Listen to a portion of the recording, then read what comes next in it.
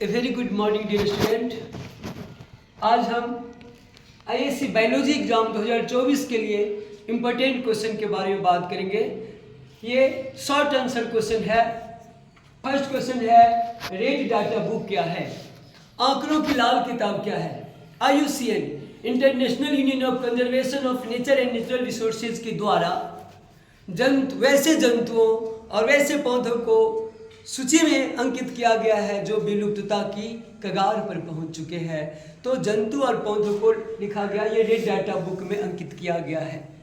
Second question है, अंडाणु जनन और शुक्राणु जनन क्या है? अंडाणु जनन है फीमेल में मासिक चक्र के 14वां दिन, दोनों में से किसी एक अंडाशय से एक अंडाणु को उत्सर्जन की क्रिया को अंडाणु जनन कहते हैं। तो formation of ovum is called अंडाणु जनन, oogenesis, एंड शुक्राणु जनन है स्पर्मेटोजेनेसिस है, पुरुष में स्पर्म बनने की क्रिया को शुक्राणु जनन कहते हैं। ये मेल में 12 ईयर से स्टार्ट होता है। टेस्टोस्टेरोन हार्मोन का सेक्रेशन के चलते ये होता है। थर्ड क्वेश्चन है, आरोपण क्या है? व्हाट इज इम्प्लांटेशन अंडाणु शुक्राणु का निषेचन के बाद यह फेलोपियन नलिका में निषेचन होता है और फेलोपियन नलिका में 4 दिन फेलोपियन नलिका में रहता है। जब 8 स्टेज का बन जाता है तो फेलोपियन नलिका से ये यूटेरस की दीवार में आके धंस जाता है। इसे आरोपण कहते हैं, इम्प्लांटेशन करते हैं और उसके बाद प्रेगनेंसी हो जाता है। इंसुलिन क्या है? इंसुलिन हम जानते हैं कि मनुष्य के शरीर में आमाशय और छोटी आंत के बीच में एक पीले रंग का पत्ते के समान स्ट्रक्चर है, उसे अग्नाशय कहते हैं। अग्नाशय में एक विशेष प्रकार की कोशिका पाई जाती है जिसे आइसोलेट्स ऑफ लैंगरहैंस कहते हैं। इससे इंसुलिन का स्राव होता है और इंसुलिन ब्लड में ग्लूकोज की मात्रा का नियंत्रण करता है और यही इंसुलिन का सेक्रेशन डिस्टर्ब हो जाने से डायबिटीज नामक रोग होता है। इसमें ब्लड शुगर के लेवल बढ़ जाता है। ब्लड शुगर का नॉर्मल रेंज होता है खाली पेट में 70 से 110 mg/dl और खाना खाने के 2 घंटे के बाद 70 से 140 mg/dl होता है। तो डायबिटीज में ये ब्लड शुगर लेवल बढ़ जाता है। अगला क्वेश्चन है, लिंकेज क्या है? What is linkage? ये संलग्नता क्या है? संख्या का पिरामिड क्या है? पोषी स्तर क्या है? ये पारितंत्र में भोजन के लिए एक जीव दूसरे जीव पर आश्रित है और जैसे हरे घास को टिड्डा खाता है, टिड्डा को मेढक, मेढक को सांप, सांप को बाज, तो ये प्रथम पोषी स्तर, द्वितीय पोषी स्तर, तृतीय पोषी स्तर और चतुर्थ पोषी स्तर होते हैं।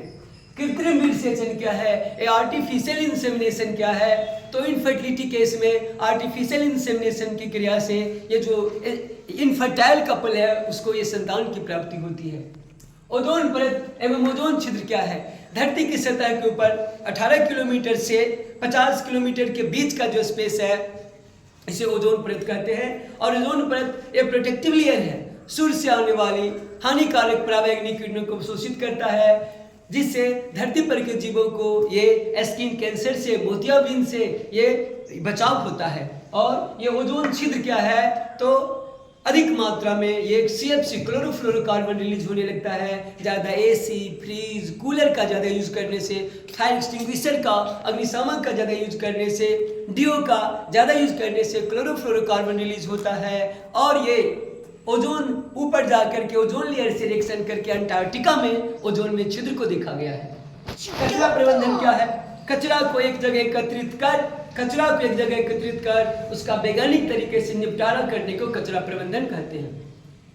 अल्जाइमर रोग क्या है? ये जेनेटिक्स का क्वेश्चन। अल्जाइमर रोग क्या है? डाउन सिंड्रोम क्या होता है? एक एक्स्ट्रा क्रोमोसोम हो जाते हैं जिसके चलते 47 क्रोमोसोम हो जाता है और जो डाउन सिंड्रोम से ग्रसित रहते हैं उनका सिर गोला हो जाता है, मुंह छोटा, जीभ ये फटा हुआ रहता है, मुंह हमेशा खुला हुआ रहता है। क्लाइनफेल्टर सिंड्रोम क्या है? क्लाइनफेल्टर सिंड्रोम में भी ये 47 क्रोमोसोम हो जाते हैं और ये भी जेनेटिक्स का क्वेश्चन है। टर्नर सिंड्रोम क्या है? टर्नर सिंड्रोम में 45 ये क्रोमोसोम होते हैं जिसके चलते ये न मेल होते हैं न फीमेल होते हैं, इनफर्टाइल होते हैं। और ये जीनोम क्या है? जीन थेरेपी क्या है? जीन थेरेपी ये एमनियोसेंटेसिस एक प्रोसेस है, उसे ये पता चल जाता है कि ये जो भ्रूण है इसमें किसी प्रकार का गड़बड़ी है। तो अगर जीन थेरेपी से संभव है तो जेनेटिक डिसऑर्डर का, आनुवंशिक रोगों का इलाज जीन थेरेपी से किया जाता है। और अम्लीय वर्षा क्या है? ये फैक्ट्री के द्वारा ये SO2, NO2 इस सब का जो उत्सर्जन होता है उसके चलते ये ऊपर जाकर के कंडेंस होकर वर्षा के बूंद के रूप में गिरते हैं। इसे ही अम्लीय वर्षा कहते हैं। और ये अम्लीय वर्षा अगर जमीन पर गिरते हैं तो खेत बंजर बन जाते हैं। आगरा में ये मथुरा में तेल रिफाइनरी है, वहाँ से ये जो उससे विषैला धुआं सब निकलता है एसिड रेन के रूप में आगरा के ताजमहल पर गिरता है, उसे उसका कलर डिस्कलर हो रहा है। तो ये इंपॉर्टेंट क्वेश्चन है, इस एग्जाम में आने की संभावना है।